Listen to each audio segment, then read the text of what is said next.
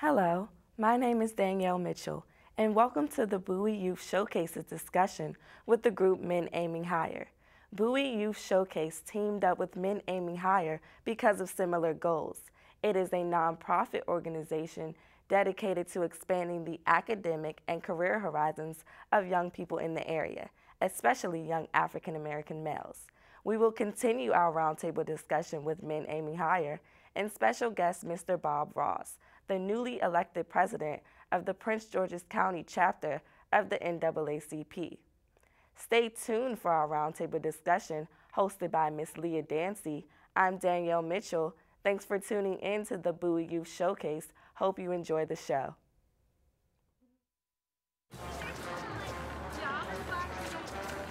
Did you get a call from the coach about those kids who were caught drinking? Not our guys. They know better. Yeah, they know better. Heads up, sport. Real kids are curious about alcohol. 40% tried by the 8th grade. Talk early, talk often, get others involved.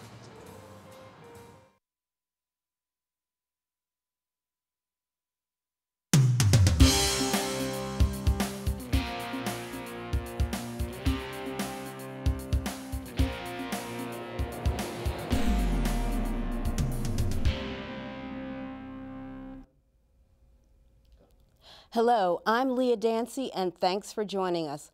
Welcome to our roundtable discussion with Men Aiming Higher on the second part of our series. Our special guest for the discussion is Mr. Bob Ross, the newly elected president of the Prince George's County chapter of the NAACP. Welcome, and thanks for joining us. Let's also introduce the other members who are here with us. Mr. Barron Howard is sitting in today for the president of Men Aiming Higher, Mr. Darrell Barnes. Can you please raise your hand as I call your name? Mr. Henry Turner, Mr. Percy Rutherford, Mr. Al Slater Jr., and Mr. Frederick Thornton. Okay, let's start the discussion. My first question is for Mr. Howard. How are things going since our last roundtable discussion? It is great. Actually, we have had a men's breakfast February the 5th. We had quite a few politicians come in. We had about 100 men pledge to be better men in the community. We're now running our mentoring program out of Possibility Prep, which is located in Largo, Maryland, 610 Largo Road on Saturdays. May the 14th, we're having a health walk, and we're looking to sign up at least 1,000 participants for that particular event. And we're doing a Father's Day program, June the 19th, at the Waterfront Park down in Portstown, Maryland, which is by Peace Crossing. So those are the events that we're going to be doing now. Well, it certainly sounds like you have a lot of events taking place, and we certainly hope the community will continue to keep their eye on Men Aiming Higher. Now to you, Mr. Ross, how do you see your relationship, your working relationship with Men Aiming Higher, and what made you decide to work with this organization? Well, one of the goals of the NAACP now is that we're going to start doing collaborative, working with other organizations. As you empower other organizations, you also empower yourself. And this gives you a broader reach throughout the community. Very good. I think that your partnership, so to speak, with Men Aiming Higher will be a successful one. Mr. Turner, yes. Let's go to you. Why did you decide to join the organization? And I have to ask, what have you been doing since your run for county executive? Well, as you know, during the campaign, I had the opportunity to raise a lot of issues and concerns here in Prince George's County. Well, Men Aiming Higher gave me the vehicle to be able to get involved in the community and actually look at how we can raise those issues and implement some solutions to those issues. And Men Aiming Higher is just that vehicle that's allowing me to do that. Very good. I thank you for that. Mr. Rutherford, I know that you are the Director of Community Outreach. My question to you is, what are some of your goals for the organization? Well, I will continue to work with the public at large, as well as community outreach to some of our legislators and the school system, and most of all, Wicked, I definitely want to partner with other organizations, both political and official organizations, such as the police department, the school department, et cetera, et cetera. But last but not least, what I really want to do is to see a mentor in every school in Prince George's County. And then we move from that to every school in the state of Maryland. And then my biggest goal and greatest challenge is going to be to see men aiming higher in every state of the United States. So that's having my plate full for the time being. Absolutely. You do have your plate full. You have some very ambitious goals. Mr. Slater, let's turn to you. What issues would you like to address with young men that are being mentored by Men Aiming Higher? Well, first of all, I think we should have a lot of more parents getting involved and more teachers getting involved with Men Aiming Higher, along with more men coming towards the table to help these young males. Very good. We're going to hold you to your goals also. Mr. Thornton, I understand that you are the chairperson for Toys for Tots, and I'd like to know how that program went this year, or I should say December 2010, and what are your expectations for our upcoming Christmas in December 2011? This past year, we gave away approximately 250 toys to 2 of the local children organizations here in Prince George's County. Some of the kids that received these toys were kids who would not have otherwise received anything for Christmas. So our reception was wonderful. It was a beautiful experience, and next year we intend to add a couple more organizations, and our goal is to give out at least 400 toys next year. Wow. Very ambitious goals, but I think that our community will step up to the plate, so yes, we're going to be keeping our eye on that as well. Mr. Ross, let's come to you. What issues will you be tackling as the newly elected president of the Prince George's County chapter of the NAACP? Well, there are several issues that we're going to be tackling. The first one, we work on increasing our membership. And since January the 5th, we've hit the ground running. And our membership actually is on the rise. We also had just put together our Junior Youth Council, ages 13 and below, and our Youth Council, 14 and above.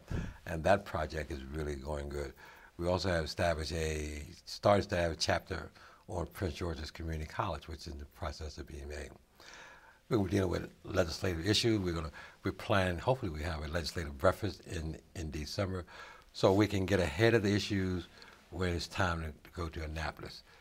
Before, we were always behind. So those are some of the big goals. And actually to work with other organizations and empower them to take charge of their community. We put together something called PG Conversation, is where we're trying to bring all diverse communities together, and we brought in some outside people to do some training on that issue. Very good. Now my next question is for each of you. What do you think about the budget cuts in our school system? Who would like to begin? I'll go ahead and address that question because it's one that I think is of importance to all of us here at the table. This issue was actually raised to me by my neighbor who came up to me to talk to me about that. He's a retired Chief Master Sergeant from the Air Force who happens to also be a junior ROTC instructor in the schools here in Prince George's County. And as chairman of the Commission for Veterans, I'm very concerned about this because the budget cuts is going to eliminate over 50% of our teachers in the junior ROTC programs. And that's a program that not only teaches discipline to our children, but it provides them the opportunity to further their education through ROTC scholarships to the many colleges and universities here in Maryland, as well as outside of Maryland. It also provides them the opportunity for those individuals who do not want to go on to higher education, the opportunity to enter into the workforce by enlisting into the Air Force and giving them that opportunity. So as we get rid of 50% of the junior ROTC programs, we are severely limiting the opportunities for our children here in Prince George's County. So I'm definitely against that, and we need to really look at the impact of what that budget's going to do to the future leaders here in Prince George's County. Thank you. You've brought out some really important issues. Mr. Rutherford, what are your thoughts about the budget cuts? As I have viewed that and heard it from radio, television, almost everywhere you go, I think it's actually a crime when you take away our budget cut for our youth, because the only thing that you're doing is putting them back to the streets. And so when you cut the budget, I think you're killing hope, both among the youth as well as the parents of those youth. And so you basically just open the door to another wave of criminal activities. And I don't think that's a good choice that our legislators have made, from the state capital right down to the last child in Prince George's County. Thank you. Mr. Ross, can you give us your thoughts on the budget cuts? It is something that's it's really important. We've been looking at this educational, Prince George's County educational system, and there's no shortage of money in the budget. For the last 5 years, we have given them over $1.5 to $6 billion a year. So when we start looking at the issue, we have to look at how that money is being spent. Okay, should we do a forensic audit of the system and start making the cuts where they really? We went down to Annapolis, took over 10,000 people down to Annapolis demonstrating, and then we want to make sure that the non-taxable income stay the same. You know, Montgomery County pays less in taxes than what we do. The way they calculate our wealth. We pay on time and they don't. Therefore, they get more funding than what we do. So there's a lot when you start looking at it. But the community must get involved. Every parent, teacher, and everyone must get involved and look at this issue. Thank you, Mr. Ross. We need to move on to our next question, and I'm going to put the question out to all of you. What are your thoughts on the murder rate in Prince George's County so far? And give me your impressions of the performance of the police department. Well, the murder rate at any number is a bad number. But I think that when Darryl Bonds and myself, we were at a meeting yesterday, and they were talking about the number of police that they have on the force. I mean, we have to do a little with a lot. I mean, a lot with a little. And so better techniques and opening up to the public, community outreach has to be better. Response times has to be better. So when we put all of those things together, and programs like Men Aiming Higher has to be instituted in our communities, because at that point we cut down crime. We cut down recidivism rates. We cut down people with low education, because when they're educated, they're not committing crimes, because most of the time people who are uneducated have a lack of confidence. Thank you. One final question, once again to all of you. How do you think our newly elected state's attorney, Angela Alsobrooks, is doing? What do you think of her performance so far? I think her performance has been well received, and I think it's a great performance in such a short period of time. I've known Ms. Brooks, Alsobrooks, before her election, during her election, and after her election. And I think she's going to make a great state's attorney with the help of the other enforcements in the community. Thank you, Mr. Rutherford. We do have to bring things to a close. I want to thank Percy Rutherford and everyone for joining me today for this discussion. We know that you are all doing a lot to help the youth in our community, and we certainly appreciate that. Please do not give up on our youth, because they are our future. That's right, yes. Correct. I'd like to thank you all for joining me, and I thank you for watching Bowie Youth Showcase. Thank you. Thank you. Thank you.